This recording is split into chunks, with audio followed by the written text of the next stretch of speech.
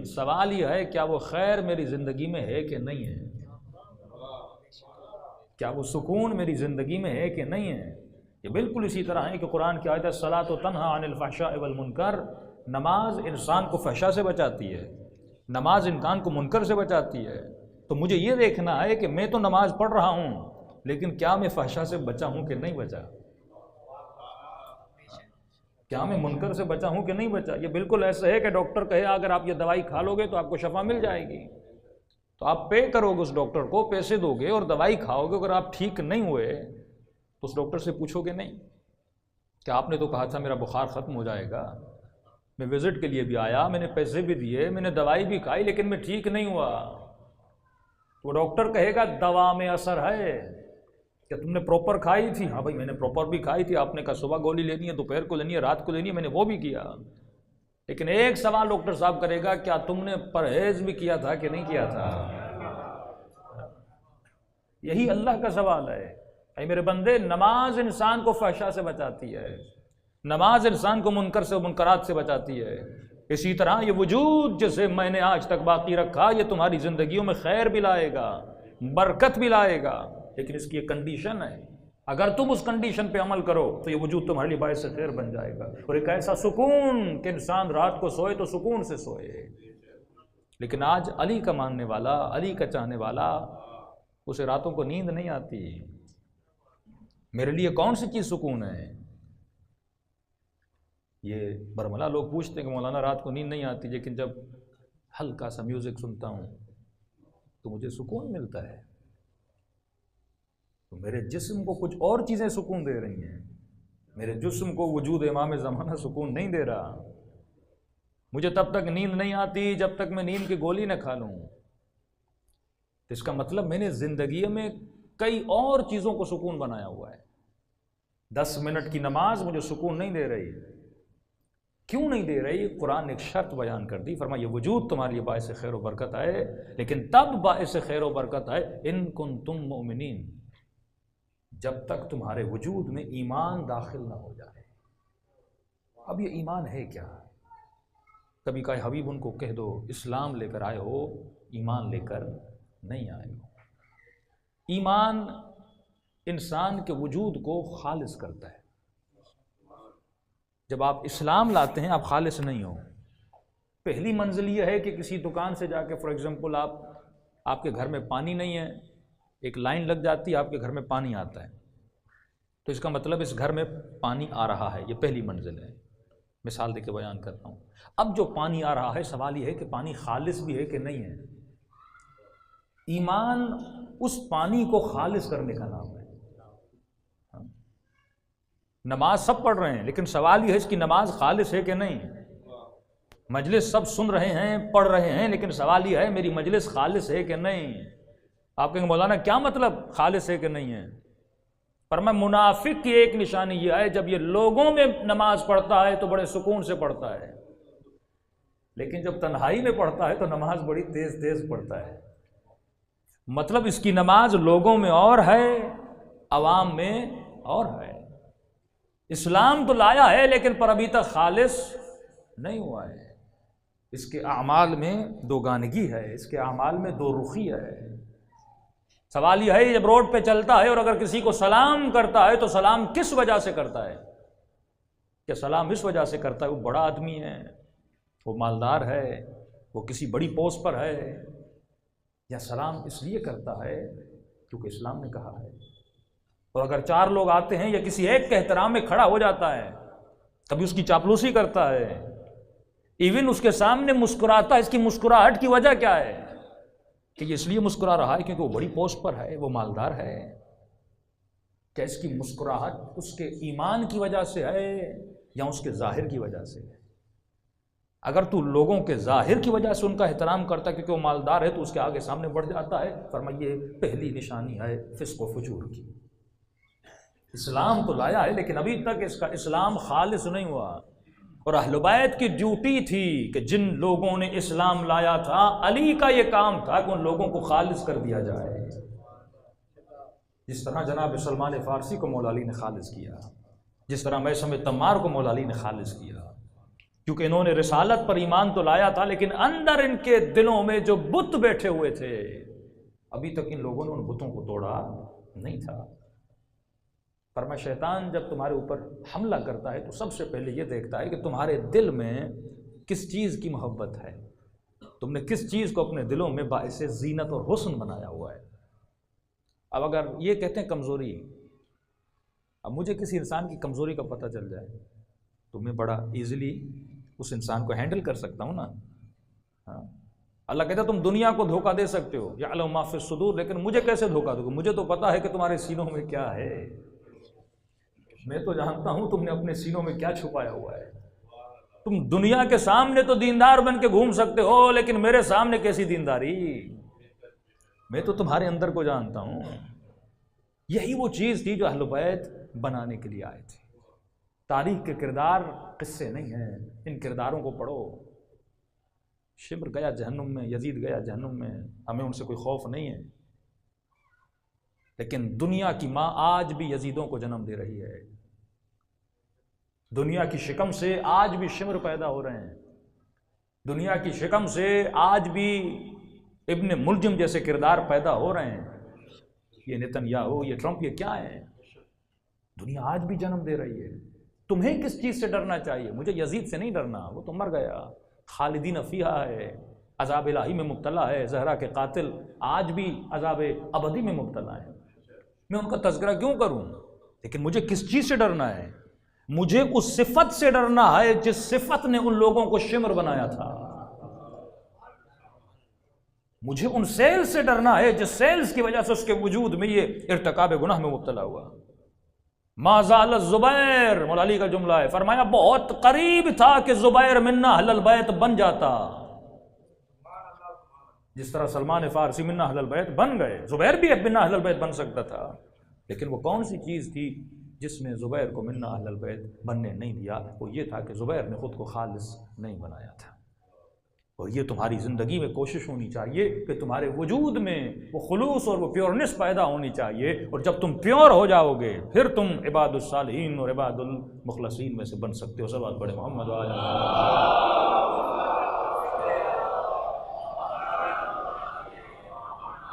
کیونکہ یہ میں نے تھوڑا ٹچ دیا، یہ یہاں کا ٹاپک نہیں ہے، صرف اشارہ کرتا ہوا آگے بڑھ رہا ہوں۔ تو فرمایا جب تک ایمان نہیں لاؤ گے، ایمان کا مطلب یہ ہے کمپلیٹ خالص ہو جاؤ پروردگار عالم کے سامنے۔ خدا خالص اور مخلص لوگوں کو پسند کرتا ہے۔ شیطان نے کیا کہا تھا؟ لَأَغْوِيَنَّهُمْ أَجْمَعِينَ إِلَّا عِبَادُكَ مِنْهُمُ الْمُخْلَصِينَ، سب کو گمراہ کر دوں گا لیکن اے خدا تیرے مخلص خالص بندوں کو کبھی گمراہ نہیں کر سکتا۔ فرمایا انبیاء مخلصین میں سے، یہ مقام بہت بڑا ہے، ہم شاید اس مقام پہ پہنچ نہ سکیں لیکن ہم اہل بیت کے ساتھ تو چل سکتے ہیں نا معیت میں۔ معکم فی الدنیا والآخرہ، یہی دعا زیارت عاشورہ میں کرتے ہو، اے خدا مجھے معیت اہل بیت عطا کر۔ جب معیت اہل بیت میں ہوگی تو تمہارے وجود میں بھی رنگ مخلصین ہوگا، کہ تمہارا وجود بھی لوگوں کے لیے رول ماڈل بن جائے گا۔ ایک مرتبہ میں ایک ٹارچ، ایک بلب کو جلاتا ہوں اور اسے فالو کرتا ہوں، ایک مرتبہ میرا وجود ٹارچ اور بلب بن جاتا ہے، میں لوگوں کے لیے روشنی بن جاتا ہوں، میں لوگوں کے لیے باعث ہدایت بن جاتا ہوں، جس طرح اہل بیت لوگوں کے لیے ہدایت کے منارے تھے۔ تو فرمایا یہ نور اور ایمان تجھے پیدا کرنا ہوگا۔ کب ہوگا؟ یہ تب ہوگا، پہلی منزل یہ ہے جب تو اپنے امام کی معرفت کو حاصل کر یقین کر لے گا کہ کوئی ہے جس کے فیض مطلق سے یہ کائنات چل رہی ہے۔ اس کی دلیل میں یہ دیتا ہوں کہ شب معراج، سبحان الذی اسریٰ بعبدہ لیلا من المسجد الحرام الی المسجد الاقصیٰ، جب خدا نے حبیب کو معراج پر بلایا۔ حدیث معراج بہت بڑی ہے، اہل سنت نے بھی کتابوں میں لکھی، لیکن فرمایا جب نبی معراج پر جاتے ہیں، فرمایا وہ اس وقت وضو کر رہے تھے، غالباً نماز تہجد کے لیے اٹھے تھے، اور جیسے معراج پر بلایا، جو پانی بہہ رہا تھا وہ وہیں پر رک گیا، دروازے کی کنڈی ہل رہی تھی، اس نے ہلنا چھوڑ دیا، بستر کی گرمی وہیں پر تھم گئی۔ اب حدیث معراج بہت بڑی ہے کہ نبی کتنی دیر معراج پر رہے، اتنے واقعات بتائے کہ میں نے جنت میں یہ نعمتوں کو دیکھا، میں نے لوگوں پہ عذابوں کو دیکھا، میں نے معذبین پر یہ عذاب دیکھا، سب کچھ نبی دیکھ کر آئے، اور جتنی دیر وہاں پر رہے دنیا تھمی رہی، دنیا رکی رہی۔ اور فرمایا جب معراج سے واپس آئے تو اصحاب نے سوال کیا یا رسول اللہ اتنی دیر آپ وہاں تھے؟ تو دنیا رکی رہی؟ فرمایا ہاں جب میں گیا تھا تو کنڈی رک گئی تھی، لیکن جب واپس آیا تو کنڈی نے پھر ہلنا شروع کر دیا، پانی نے پھر بہنا شروع کر دیا کہ یا رسول اللہ یہ ماجرا ہے کیا؟ کتنی دیر آپ پہ رہے؟ فرمایا وہاں کا وقت یہاں کے وقت کے مترادف نہیں ہے، وہ وقت اور تھا، لیکن جتنی دیر بھی وہاں پہ رہا ایسا لگ رہا تھا جیسے پوری کائنات رکی ہوئی تھی۔ کہ یا رسول اللہ یہ کیسے ممکن ہے؟ نبی نے فرمایا یہ بالکل اسی طرح ممکن ہے جب تک روح تمہارے بدن میں ہوتی ہے بدن میں جنبش ہوتی ہے، لیکن جب روح بدن سے جدا ہو جاتی ہے تو بدن کی حرکت ختم ہو جاتی ہے۔ فرمایا میں روح کائنات ہوں، جب تک کائنات میں تھا تو کائنات میں حرکت موجود تھی۔ تو اے مسلمان مجھے یہ بتا، آج نبی خدا کائنات میں نہیں ہے لیکن کائنات تھمی نہیں ہے، آج تجھے رزق بھی مل رہا ہے، تجھے اولاد بھی مل رہی ہے، تو کم از کم اتنا ماننا پڑے گا کہ آج بھی کوئی روح کائنات ہے۔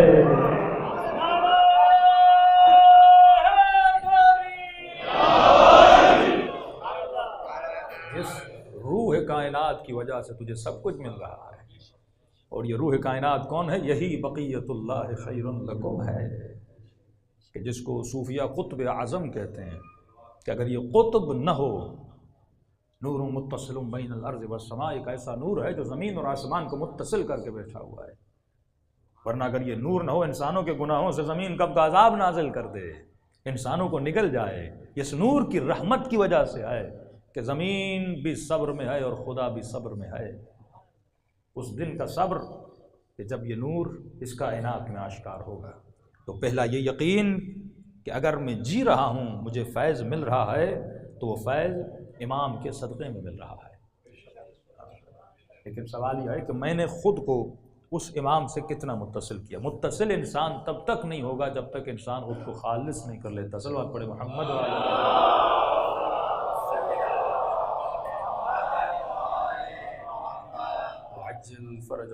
ہم خود کو خالص کیسے کریں؟ کبھی کبھی ہماری زندگی کا ایک ایکشن، ایک قدم ہماری زندگی میں انقلاب پیدا کر دیتا ہے، لیکن وہ ایک ایسا قدم ہو کہ جس کے بعد انسان پلٹ کر دوبارہ ناخالصی کی طرف نہ جائے۔ اس کی مثال ہم ایسے دیتے ہیں کہ مثلا انسان، آپ کسی سے گاڑی لینے گئے اور آپ نے کہا آپ نے گاڑی کتنے میں خریدی ہے؟ وہ کہے کہ مولانا میں نے گاڑی جو ہے فار ایگزامپل 1 لاکھ میں خریدی ہے۔ اب میں ریسرچ کروں کہ واقعاً اس نے گاڑی 1 لاکھ میں خریدی ہے کہ نہیں، اور جب میں نے ریسرچ کی مجھے پتہ چلا ہاں اس نے 1 ہی میں خریدی ہے، تو آپ کہو گے یہ کیا بول رہا ہے؟ سچ بول رہا ہے۔ یہ پہلی کنڈیشن۔ دوسری کنڈیشن یہ ہے کہ آپ سے یہ پوچھا جائے کیا یہ ہمیشہ سچ بولتا ہے یا صرف آج سچ بول رہا ہے؟ جو کبھی کبھی سچ بولے وہ مسلم ہے، لیکن جو ہر کنڈیشن میں سچ بولے، یعنی اگر یہ ہمیشہ سچ بولتا ہے، اس کو کہتے ہیں ملکہ۔ یہ سچ اس کے وجود کا ملکہ ہو گیا ہے، یعنی نہ چاہتے ہوئے بھی یہ کبھی جھوٹ نہیں بول سکتا۔ یہ دوسری کنڈیشن۔ تیسری کنڈیشن ہے جس کو صدیق کہا جاتا ہے، یعنی سچ اس کے ذات کا حصہ ہے، گویا سچ اس کے خون میں، اس کے گوشت میں ملا ہوا ہے۔ وہی کنڈیشن ہے جس کے لیے آیہ قرآنی آتی انما یرید اللہ لیذھب عنکم الرجس اہل البیت ویطہرکم تطہیرا۔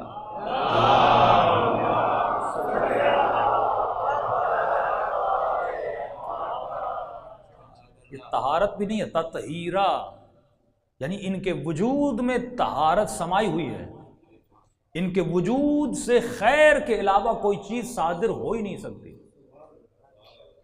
جیسے پانی کا چشمہ ہے، وہاں سے پانی نکلے گا، ہو ہی نہیں سکتا کہ وہاں سے پیٹرول نکل آئے، اس کا وجود ہی ایسا ہے کہ اس سے پانی نکلے۔ یعنی پیاس بجھانا پانی کی فطرت ہے، یہ ہو نہیں سکتا کہ کوئی پانی پیاس نہ بجھائے، میٹھا پانی۔ اسی طرح اہل بیت کا وجود طہارت کا معیار ہے، یہ طہارت ان کے وجود کا حصہ ہے، یعنی ان کے وجود سے خیر کے علاوہ تجھے کچھ مل ہی نہیں سکتا، اتنے خالص ہو چکے ہیں۔ تو جب تیسری منزل پر بندہ پہنچتا ہے تو تب اہل بیت فرماتے ہیں السلمان منا اہل البیت ہے، یعنی سچائی، صداقت۔ یہ نہیں کہ کبھی کبھی ہمارا وجود کیسا ہے کہ آج میں سچ بول رہا ہوں، کل جب پریشانیوں میں آتا ہوں تو کل جھوٹ بول لیتا ہوں، اس کا مطلب میرا وجود خالص نہیں ہے۔ اس طرح تجھے ایمان لانا ہے کہ میں ہمیشہ مثال دیتا تھا کہ یہی پاکستانی جب پاکستان میں ہوتے ہیں تو سگنل توڑتے ہیں، ٹریفک رولز توڑتے ہیں. اور یہی پاکستانی جب انگلینڈ جاتے ہیں، آسٹریلیا جاتے ہیں، کوئی تو انسان کے بچے بن جاتے ہیں. رات کے 2 بجے بھی سگنل کے پیچھے کھڑا تھا، میں نے کہا آگے بڑھو کر نہیں مولانا. انسان ایسا کیوں ہے؟ یہاں آتا ہے تو اور ہے، وہاں جاتا ہے تو اور ہے. اس کا مطلب اس کے وجود میں تبدیلی باہر سے آ رہی ہے، اندر سے نہیں ہے. اگر یہ اندر سے بدلا ہوا ہوتا تو ہر جگہ بدلا ہوا ہوتا. یہ کیسا انسان ہے کہ یہاں پہ اس کی ایکٹیویٹی وہی ایکٹیویٹی، یعنی سگنل تو سگنل ہے بھائی، ریڈ تو ریڈ ہی ہے. اب یہ نہیں وہاں کے ریڈ پہ کوئی سونا لگا ہوا تھا تم رک گئے. ہاں ریڈ سگنل تو ریڈ سگنل ہے، لیکن یہ اس ریڈ سگنل کو نہیں مانتا، اس ریڈ سگنل کو مانتا ہے. اس کا مطلب اس کی زندگی میں معیار کچھ اور ہے، ایکسٹرنل معیار ہیں، انٹرنل معیار نہیں ہے. یہ اصول زندگی اہل بیت تھا. کہ میں نے کل کی مجلس میں بھی کہیں پر کہا تھا کہ جب مولا جنگ صفین میں ان کے پانی پر قابض ہو جاتے ہیں تو اپنے لشکر والے آ کر علی کو کہتے ہیں یا علی بس اب جنگ تم جیت گئے. امام نے کہا کیسے جیت گئے؟ تو 3 دن پانی بند کریں گے، پیاس کے عالم میں. اور حقیقت تھی واقعہ، اگر علی 3 دن پانی بند کرتے پورا لشکر مولا کے پاس آ جاتا. تو وہ فرماتے ہیں علی پانی بند نہیں کرے گا. سیم سچویشن ہے علی کی. ان تمام تر اہل بیت کے وجود میں تم رد و بدل نہیں دیکھو گے. امام فرماتے ہیں اصول الہی ہے کہ پیاسے پر پانی بند نہیں کیا جاتا. کہ یا علی اس نے پانی بند کیا تھا، آپ بھی پانی بند کریں. امام فرماتا اگر اس نے بند کیا تھا اور علی بھی بند کرے پھر علی میں ابو سفیان کے بیٹے میں فرق کیا رہ جائے گا؟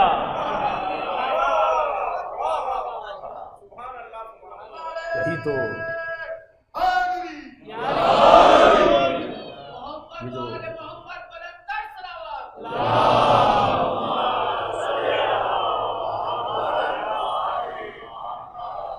جو آج باتیں ہوتی ہیں نا مولانا وہ ایسا کر رہے ہیں تو ہم بھی ایسا کر دیں. بھائی تمہارے اصول پکے ہونے چاہیے. وہ علی ہوں یا حسن ابن علی ہوں یا حسین ابن علی ہوں، یہی آقا حسین ہے اور کا لشکر آتا ہے. چاہتے تو پانی بند کرتے، جان رہے ہیں سمجھ رہے ہیں کہ لشکر مارنے آیا ہے. فرمایا ہر نے حسین ابن علی کو مستاصل کر دیا تھا. امام کہہ رہے تھے واپس جاؤں نہیں، بصرے کی طرف جاؤں نہیں، یمن کی طرف جاؤں نہیں، کہیں مولا کو جانے نہیں دے رہا تھا. رکنے بھی وہاں دیا جہاں حر نے اجازت دی کہ اس دائرے سے آپ نہیں جا سکتے. امام نے کہا یہاں رک جاؤں؟ کہا اس شرط میں رک جاؤ کیونکہ یہاں کے لیے مجھے کوئی پیغام نہیں آیا. آپ رکے رہو جب تک کوفے سے کوئی پیغام آئے، پھر میں آپ کو بولوں گا آپ کو کہاں جانا ہے. اس قدر امام حسین کو حر نے تنگ کیا، اور اس حر کو امام حسین پانی پلا رہے. یہ وجود خالص ہے. اس وجود سے خیر کے علاوہ کچھ نہیں نکلتا. چاہے سامنے دشمن بھی ہے لیکن اس وجود سے خیر نکل رہا ہے. یہ وجود خیر سے بھرا ہوا ہے. کہ جناب عباس فرماتے ہیں یہاں تک امام حسین نے کہا کہ عباس گھوڑوں کو بھی پانی پلاؤ. اور یہ جملہ کم منبر سے بیان کیا جاتا ہے. فرمایا کہ عباس جب تک گھوڑا سیراب نہ ہو جائے، یہ کہوں جب تک وہ اپنا منہ نہ ہٹائے تم پانی مت ہٹانا. اور یہ آج پتہ چلا ہے کہ گھوڑا تب تک پانی پیتا ہے جب تک سیراب نہ ہو جائے. ہاں یعنی اگر وہ پانی پی رہا ہے، آپ نے پانی ہٹا دیا، اس کا پیٹ ابھی تک سیراب نہیں ہوا. وہ جب سیراب ہوتا ہے پھر اپنے منہ پانی سے دور کرتا ہے. یعنی حسین انسان کی فطرت کو بھی جانتے ہیں اور حیوان کی فطرت کو بھی جانتے ہیں. یہ امام مبین کا کردار ہے کیونکہ ان کا وجود خالص ہے، ان کا وجود خیر محض ہے. اس وجود سے خیر کے علاوہ کچھ بھی نہیں نکل سکتا. اور اس کی زندہ دلیل یہ ہے کہ جب شمر آقا حسین کے سینے پر سوار ہو جاتا ہے تو امام اس وقت بھی چاہ رہے ہیں کہ اس شخص کو بھی تھوڑا خیر دیا جائے. جاتے جاتے بھی حسین خیر بانٹ رہے ہیں. جاتے جاتے قاتل ہے، سینے پر سوار ہے. فرماتے تم نے جتنی خطائیں کی میں بخشوانے کے لیے تیار ہوں، اب بھی وقت ہے، میرے وجود سے خیر لے لے، ضمانت لے لے جنت کی. کہتے ہیں نہیں. روایت میں اس نے چھری چلائی لیکن چھری چلی نہیں، کیونکہ امام نے فرمایا تم اگر کاٹو گے گلا نہیں کٹے گا کیونکہ یہ بوسگاہ ہے رسول ہے. پھر امام نے اسے آفر دی، ایک عجیب آفر ہے تاریخ میں. فرمایا میرے بدن میں اتنے زخم ہیں اگر تو بھی مجھے نہ مارے میں خود بخود مر جاؤں گا. چوتھے امام فرماتے ربح علی ربح، 1000 سے زیادہ زخم. فرمایا شمر تجھے یہ شوق ہے کہ حسین مر جائے تو ایک کام کر، ابھی میرا گلا نہ کاٹ، اتنی مہلت دے، بدن سے خون جاری ہے، میں خود بخود میری روح پرواز کر جائے گی. لیکن مجرم نہ بن اتنا بڑا گناہ کر کے کہ جس کی بخشش قیامت میں نہیں. ہر گناہ کی بخشش ہے لیکن قتل نفس زکی کی بخشش نہیں ہے، قتل ایمان کی بخشش نہیں ہے. کہ تھوڑی دیر سائڈ میں رک جا، حسین کا خون بہے گا، حسین خود دنیا سے چلے جائیں گے. لیکن اس ملعون میں اتنی مہلت امام کو نہیں تھی. سوال یہ انسان اتنا شقی کیسے بنتا ہے؟ جب اس نے کلمہ پڑھا، جب اس نے رسول کا نام لیا. اگلے سال عمر ابن سعد کہتا ہے میں نے شمر کو میں نے کعبۃ اللہ کے نیچے طواف کعبہ کرتے ہوئے دیکھا، کعبے کے نیچے بیٹھ کے استغفار کر رہے پروردگار عالم سے. اور اہل سنت اس شمر سے 2 حدیثیں اپنی کتابوں میں نقل کرتے ہیں،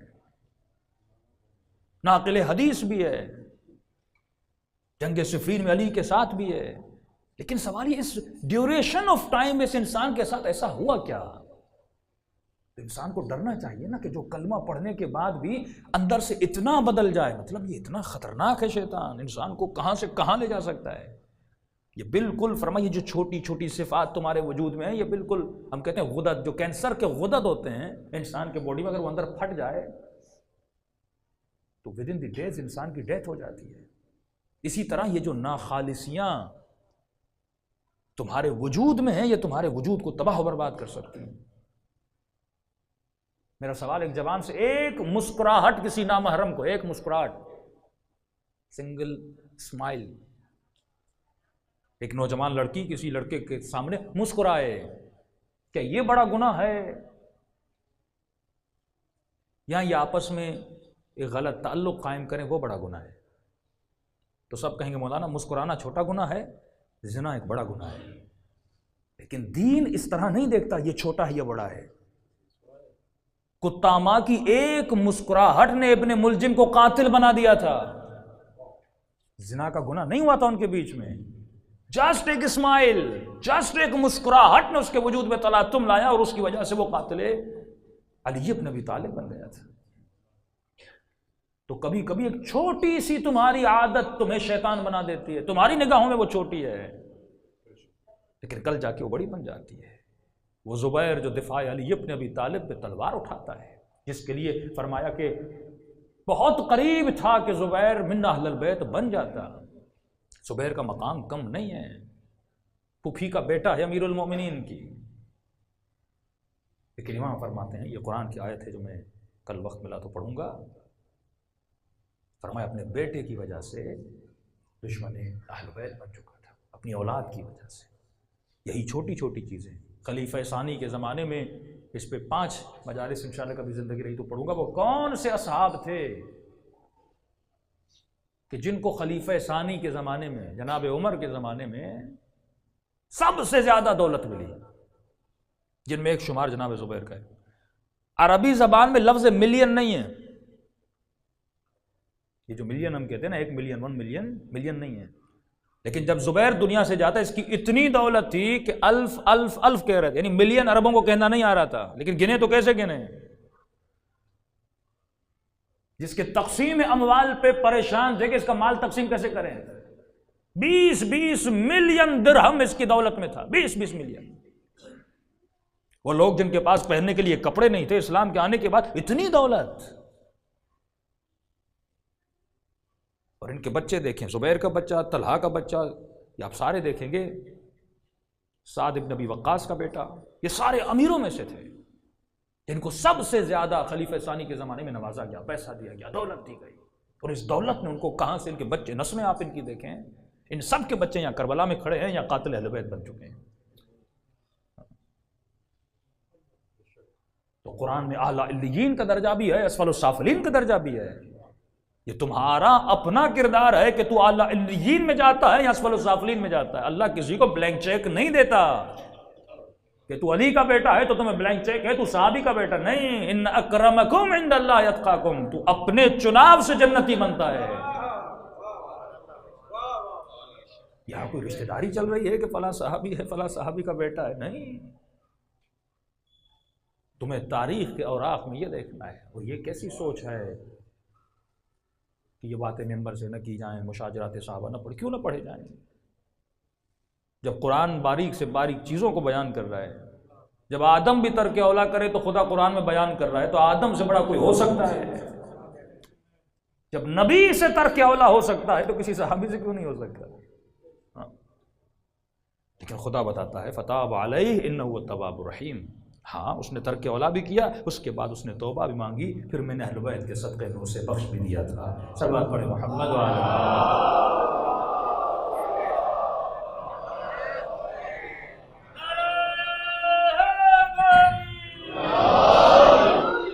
تو آج ضرورت اس بات کی ہے کہ آپ ایک علمی ماحول بنائیں، جس تیزی سے دنیا نفاق کی طرف جا رہی ہے، فسق و فجور کی طرف جا رہی ہے، اور میں آخری زمانے میں لوگوں کو ناخالص کرنے کے لیے شیطان چند حربے لڑے گا۔ اس کا پہلا حربہ یہ ہے، وہ گناہ کرنے کی رکاوٹوں کو ختم کر دے گا۔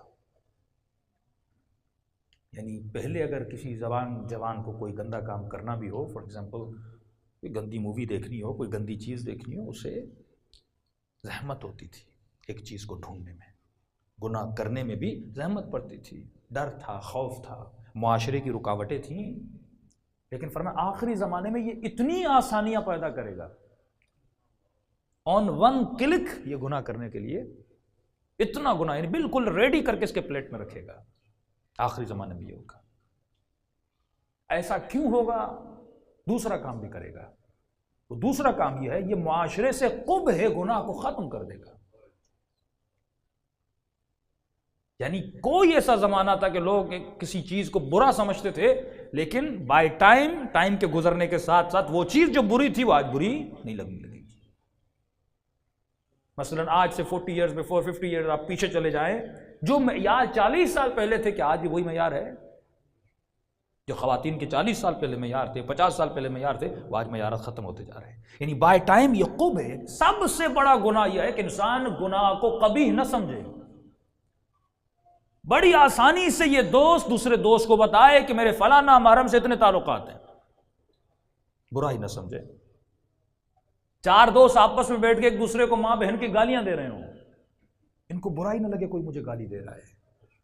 مسجد میں بیٹھ کر غیبتیں کر رہے ہوں، ان کو برائی نہ لگے کہ کوئی گناہ ہے۔ تیسرا کام جو سب سے بڑا خطرناک ہے، پہلا رکاوٹوں کو دور کرے گا، دوسرا قبح گناہ کو ختم کرے گا، تیسرا اتنا ختم کر دے گا کہ یہ اس گناہ پہ فخر کرے گا، مفاخرہ کرے گا۔ آج یہ ٹک ٹاک اسٹار یا معاشرے میں جتنی گندگی پھیل چکی ہے، یہ اپنے کاموں پہ فخر کرتے ہیں۔ کیوں؟ کیونکہ ان کے لیے گول بناتا ہے۔ جب معیار میرا یہ ہو جائے کہ مجھے فار ایگزامپل یوٹیوب کا گولڈن بٹن ملے اور سلور بٹن ملے، ایک معیار بنایا نا، اب آپ اس معیار کو اچیو کرنے کے لیے آپ کا کانسیپٹ کیا بنا؟ فار ایگزامپل مجھے 1 لاکھ سبسکرائبر چاہیے، جو لوگ سوشل میڈیا میں ایکٹیو ہیں ان کو پتا ہوگا۔ اس نے آپ کے لیے گول بنایا، اس کو انگلش میں گول کہتے ہیں، ہدف بنایا، مقصد اس نے آپ کے لیے مقصد اس نے بنایا، آپ نے نہیں بنایا۔ وہ آپ کے لیے ایک مقصد بنا رہا ہے کہ اگر تم نے 1 لاکھ سبسکرائبر بنا دیے تو میں تجھے سلور بٹن دوں گا۔ اب اس کی تمام جد و جہد کیا ہے کہ مجھے 1 لاکھ سبسکرائبر مل جائیں۔ کیسے ملیں؟ اہمیت نہیں۔ کیا کروں تاکہ ملیں؟ اہمیت نہیں۔ کون مجھے سبسکرائب کر رہے ہیں؟ مومن کر رہے ہیں، منافق کر رہے ہیں؟ کوئی اہمیت نہیں، بس مجھے سبسکرپشن چاہیے، مجھے 1 لاکھ تک۔ اچھا میں کیا کروں تاکہ 1 لاکھ سبسکرائبر ملیں؟ کچھ بھی کرو، گانا گاؤ، ناچو، کسی کو تنگ کرو، روڈ پہ بیٹھ کر کسی کے ساتھ پرینک کرو، لوگوں کی عزتیں اچھالو، لوگوں کا ٹائم ضائع کرو، کچھ بھی کرو۔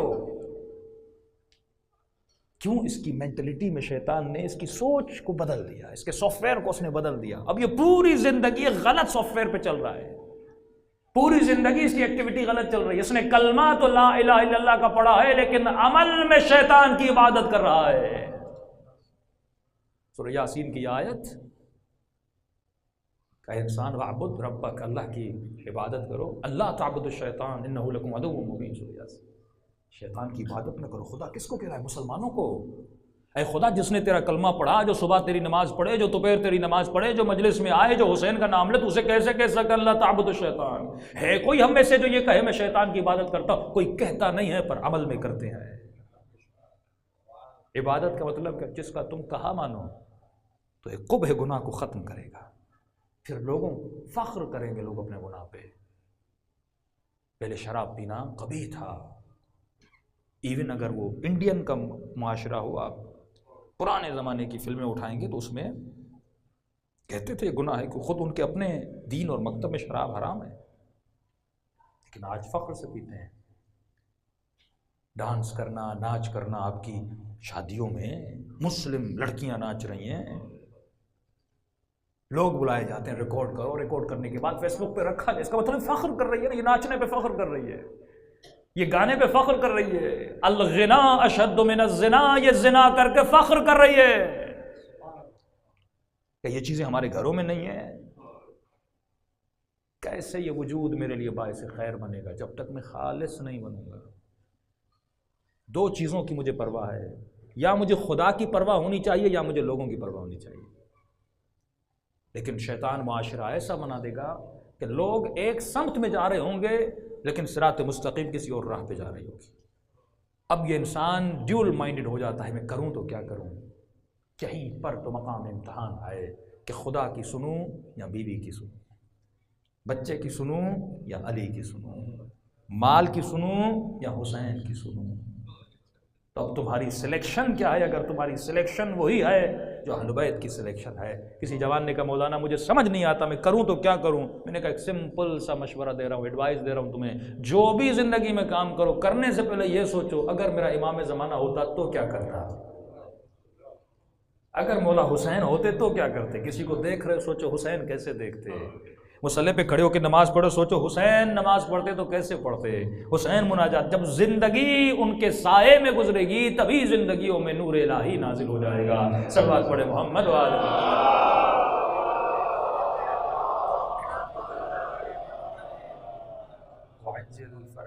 محسوس کرو اپنی زندگیوں کو، خالص کرو اپنے وجود کو۔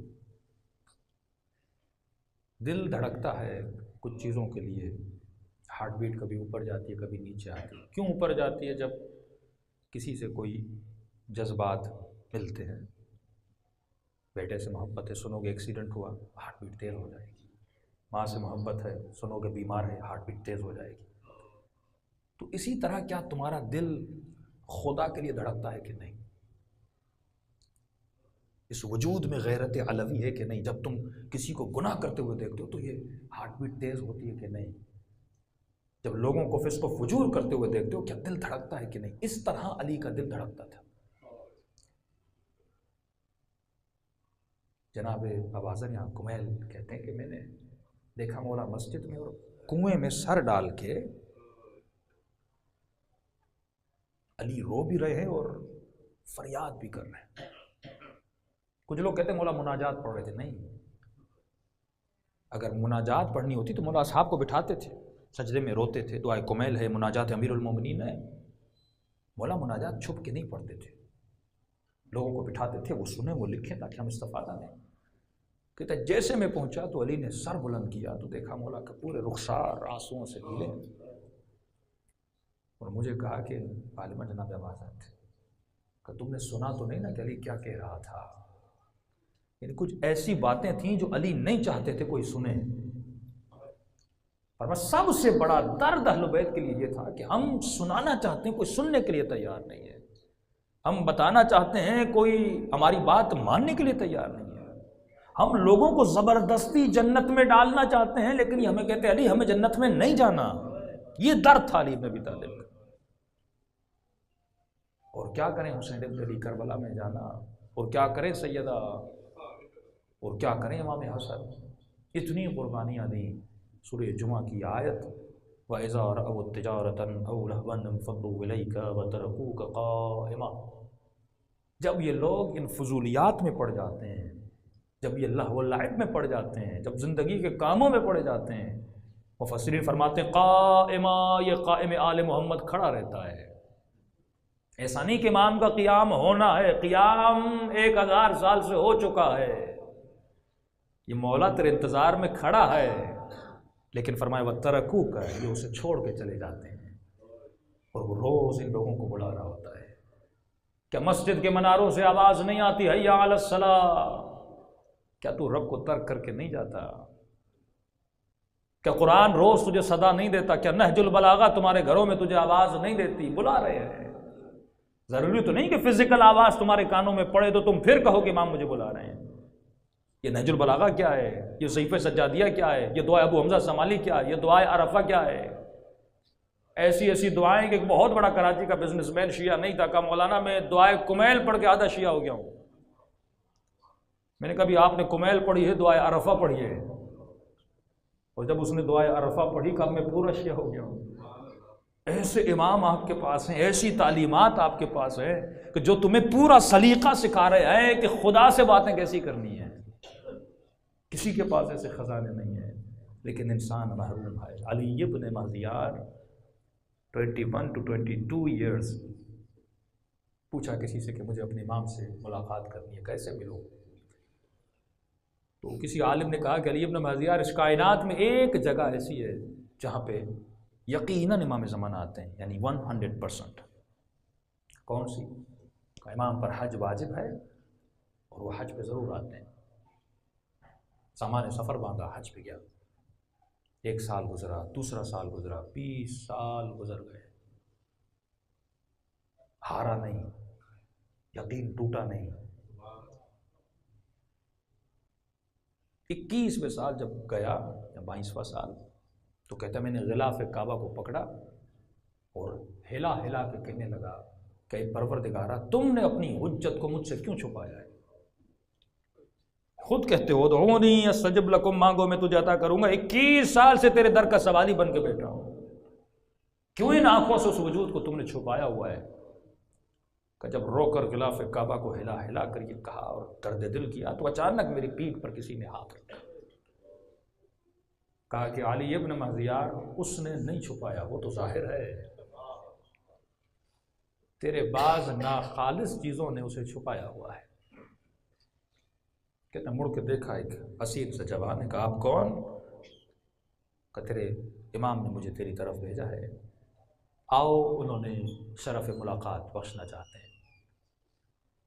کہ خوشی کے عالم اس کے پیچھے چلتا گیا، لمبی کہانی ہے۔ ایک صحرا میں پہنچا، اس صحرا میں ایک خیمہ تھا، اس خیمے سے گویا سبز رنگ کا نور نکل رہا تھا۔ مجھے کہا کہ علی ابن مہدیار یہیں پہ رک جاؤ، اندر جاؤں اجازت مانگ کے آؤں، اگر اذن دیتے ہیں تو اندر آ جانا۔ علی ابن مہدیار کہتے ہیں کہ 21 سال کا صبر ایک طرف اور یہ چند گھڑیاں ایک طرف، اب مقام مقصود کے قریب تھا، جس کا میں عاشق تھا وہ معشوق چند قدموں کے فاصلے پہ بیٹھے ہوئے تھے، میرا محبوب چند قدموں کے فاصلے پر تھا۔ یہ انتظار میرے لیے بڑا مشکل تھا کہ کہیں ایسا نہ ہو کہ امام یہاں سے مجھے واپس کر دیں تو کیا گزرے گی میرے وجود پہ۔ کہ چند لمحے گزرے، وہ شخص باہر آیا، کہ مبارک ہو اذن دخول مل چکا ہے۔ کہ خوشی خوشی پاؤں کانپ رہے تھے، اس خیمے کے آگے بڑھ رہا تھا تو میں نے دیکھا کہ اس خیمے کے اندر نہ کوئی چٹائی ہے، نہ کوئی چادر ہے، کچھ بھی نہیں ہے، بس خیمہ ہے اور خاک ہی خاک ہے، ریگسار ہے، اور خیمے کے اندر ایک باریک سا پردہ لگا ہوا ہے۔ مجھے خیمے کے در پہ جیسے پہنچا وہاں 2 تکیے پڑے ہوئے تھے، اندر سے میرے مولا نے مجھے سلام کیا، میں نے اپنے آقا کو جواب دیا اور اشارہ کیا کہ یہیں پہ بیٹھ جاؤ، کوئی 2 فیٹ کے فاصلے پر جہاں پہ وہ تکیے لگے ہوئے تھے، میں وہاں بیٹھ گیا۔ بیٹھنے کے بعد میرے آقا نے جو پہلا جملہ کہا وہ یہ کہا کہ علی ابن مہدیار 21 سال سے تیرا انتظار کر رہا ہوں، 21 سال سے تیرا انتظار کر رہا ہوں۔ میں نے کہا مولا یہ تو اعتراض مجھے کرنا چاہیے تھا، آپ نے اوپر سے مجھ پہ کر دیا۔ مولا 21 سال سے تو میں آ رہا ہوں، میں طالب ملاقات تھا، لیکن آپ نہ نظر آئے، نہ ملے، نہ کوئی پیغام آیا۔ مولا آپ کیسے کہہ سکتے ہیں کہ آپ 21 سال سے انتظار کر رہے ہیں؟ علی ابن مہذیار ہمارے شیعوں میں کچھ عادتیں ہیں جن کی وجہ سے وہ ہماری زیارت سے محروم ہے۔ فرمایا میں مشتاق زیارت ہوں کہ اپنوں کو اپنا چہرہ دکھاؤں، ملوں۔ پہلی چیز، جتنا وہ اپنے دنیا کے کاموں میں مصروف ہیں اتنا ان کو اپنا مولا یاد نہیں ہے۔ دنیا میں بہت بزی ہیں، ٹائم ہی نہیں کہ اپنے مولا کو یاد کرے، ٹائم ہی نہیں کہ اپنے خدا کو یاد کرے۔ 24 گھنٹے میں آدھا گھنٹہ بھی نہیں کہ یہ جناب سیدہ کی طرح نماز تہجد کا مصلی بٹھا کر اپنے رب کو آوازیں دیں۔ تو میں نے کہا کہ مولا، میں نے تو دنیا سے کب کی کنارہ کشی کی، اور آپ تو جانتے ہیں میں تہجد کا پابند، نمازوں کا پابند، میں تو آپ کا عاشق ہوں مولا۔ مولا آپ میرے بارے میں یہ نہیں کہہ سکتے۔ امام نے کہا تو سچ کہہ رہا ہے، تو ان میں سے نہیں ہے، لیکن علی ابن مہذیار تیرے وجود میں ایک عادت تھی جس کی وجہ سے آج تک میری زیارت سے محروم تھا کہ تمہیں متوجہ ہوا۔ بہت میں نے سوچا میری وہ کون سی عادت ہے۔ کبھی کبھی ہماری بات سے بات جو ہم سمجھتے ہیں وہ چھوٹی ہیں، لیکن اہل بیت کی نگاہ میں وہ بڑی ہوتی ہیں۔ کبھی کبھی ہم سمجھتے ہیں کہ یہ میری کوئی عادت کسی کو نقصان نہیں دے گی، لیکن وہ بعض اوقات بہت بڑے نقصان دہ عادت ہے۔ تو امام نے فرمایا، علی ابن مہذیار 21 سال سے اپنی سگی بہن سے ناراض تھا۔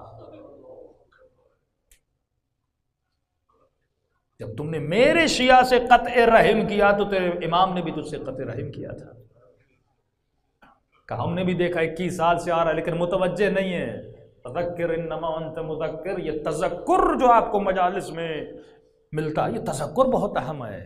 بار بار خود کو تذکر دو تاکہ تجھے یاد آئے تمہاری زندگی کا مقصد کیا تھا، تاکہ تجھے یاد آئے تمہارا کوئی مولا ہے، تاکہ تجھے یاد آئے تمہاری کوئی قبر ہے، تاکہ تجھے یاد آئے تمہارا کوئی خدا ہے۔ کہ اس بار جب حج پہ آ رہے تھے میں نے تمہارے ذہن میں ڈالا کہ جاؤ بہن سے عیادت کر کے آؤ۔ یاد ہے علی ابن مہذیار اس سال تو مل کے آیا تھا، کہاں مل کے آیا تھا کہ جب تم نے بہن سے صلہ رحمی کی تو تیرے امام نے بھی تیرے ساتھ صلہ رحمی کی۔ نماز پڑھنا سب کچھ نہیں ہے، مجلس میں آنا سب کچھ نہیں ہے، ماتم کرنا سب کچھ نہیں ہے۔ کمپلیٹ جب تک خود کو خالص نہ بناؤ تو عباد المخلصین سے تمہارا ملنا بہت مشکل ہے۔ خالص بنو گے تو خالص ہستیوں سے ملو گے۔ صلوات پڑھے محمد و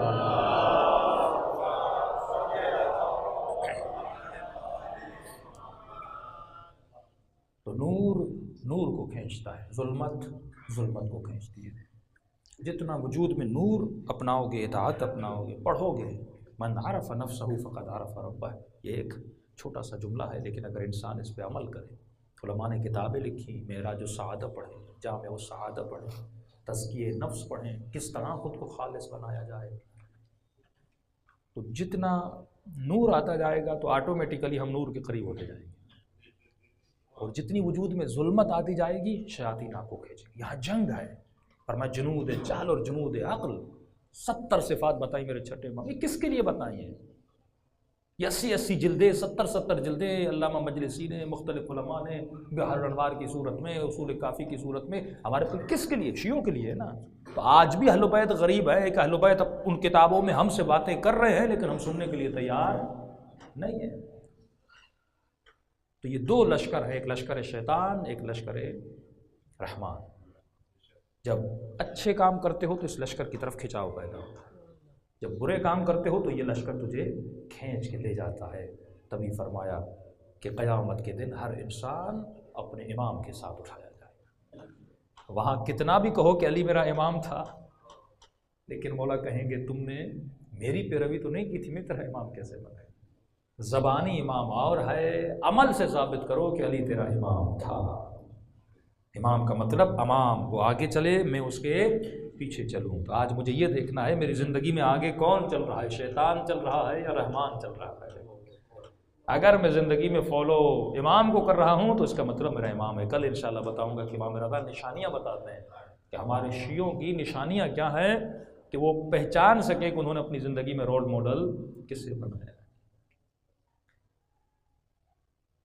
سیدہ کی جب زیارت پڑھتے ہو تو اہل بیت دنیا میں جتنے مصائب ان کے اوپر آئے، یہ امتحان نہیں تھا اہل بیت کا،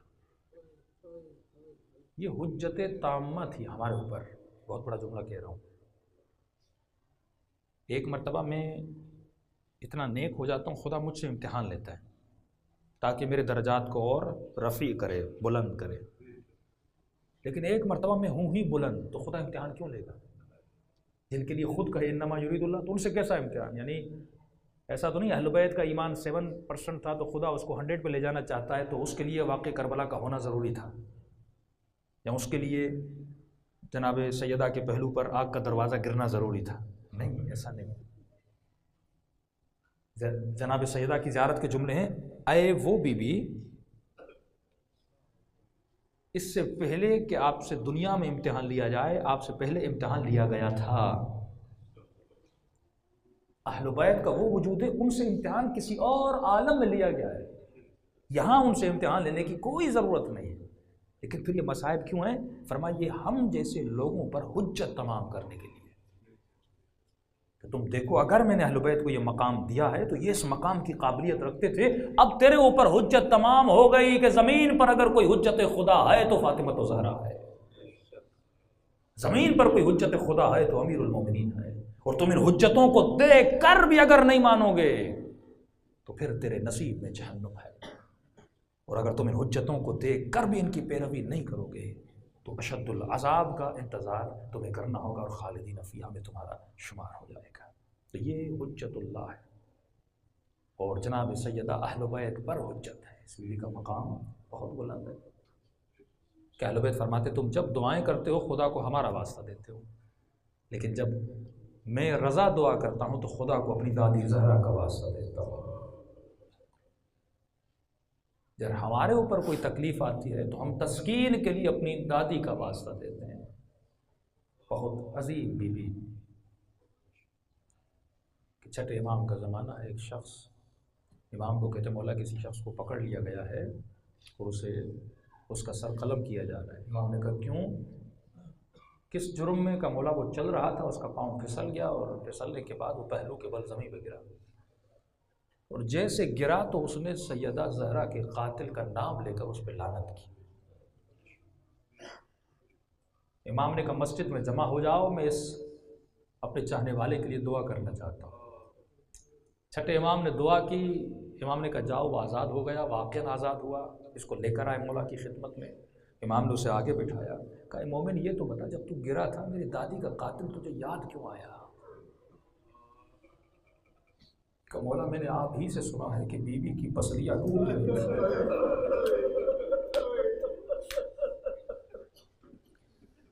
مولا جب میں گرا تو میری پسلی ٹوٹی نہیں،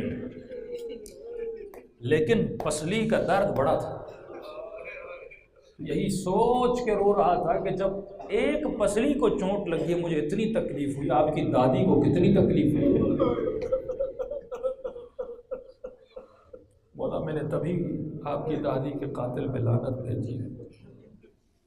اور یہ سچ ہے، تبھی امام رضا فرماتا ہے شیعو کبھی چھوٹی چھوٹی باتوں کے لیے ہمیں ہماری دادی کا واسطہ نہ دیا۔ ہم ہر مصیبت برداشت کر سکتے ہیں پر اپنی دادی کی مصیبت نہیں کر سکتے۔ یہ دن ہے جناب سیدہ زینب کی یتیمی کے دن، کہ آقا حسین کی یتیمی کے دن، دلوں کو کربلا لے جاؤ، اللہ ان آنکھوں کو جنت البقیع کی زیارت نصیب کرے۔ السلام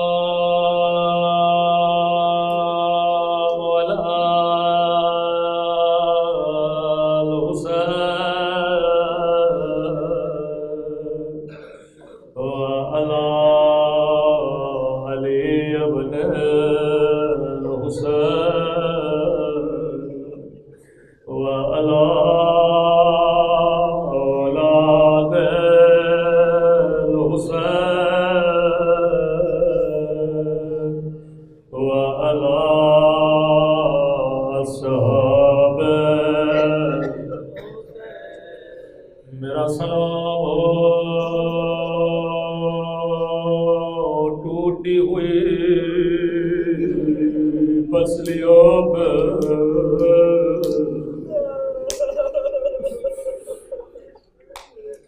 میرا سلام حسن کی یتیمی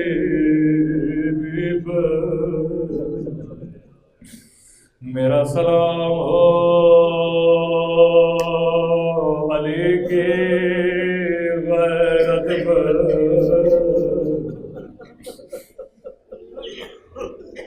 آیت اللہ علی فرماتے ہیں کسی نے کہا علامہ یہ بتائیے مردوں میں سب سے بڑا مظلوم کون ہے؟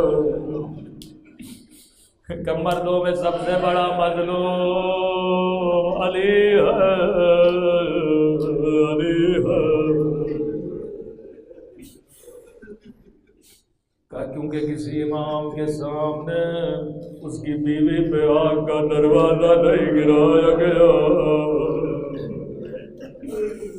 تبھی کسی صحابی نے مولا سے ایک سوال کیا، علی کا چہرہ دودھ کی طرح سفید ہو گیا۔ سوال کیا یا علی مرد کے لیے سب سے بڑی مصیبت کیا ہے؟ کہ جیسے پوچھنا تھا علی بچوں کی طرح زمین پہ بیٹھ کر اور زاروں قطار رونے لگے کہ مولا کوئی غلطی ہو گئی ہو تو معاف کریے گا۔ کہ تو نے سوال ایسا کیا علی کے زخم تالا ہو گئے۔ کہ مولا میرا جواب دیجئے۔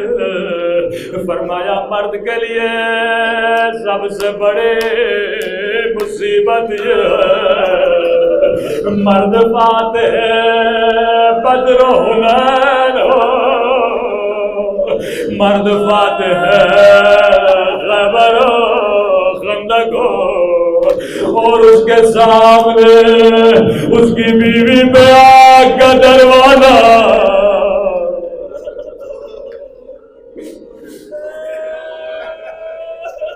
اتنا مجبور ہو کچھ کر بھی نہ سکے۔ نبی کی وصیت تھی علی تلوار نہ اٹھانا۔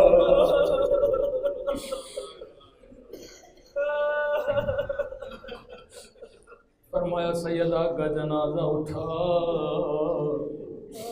جب دفن کے لیے لے جانے لگے علی مولا کو کسی بی بی کے رونے کی آواز آئی۔ فرمایا حسن یہ کس کے رونے کی آواز؟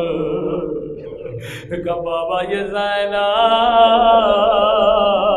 کے رونے کی آواز۔ کہ حسن زینب کو گھر لے جا، میں نہیں جاتا زینب کے رونے کی آواز کوئی سنے۔ یا علی شیعہ تیری غیرت پہ قربان، علی جان بھی علی ہے اور سجاد بھی علی ہے، لیکن میں قربان سجاد کی مظلومیت میں اور ماں بہنوں کے ساتھ بازاروں میں اور شرابی کے دربار میں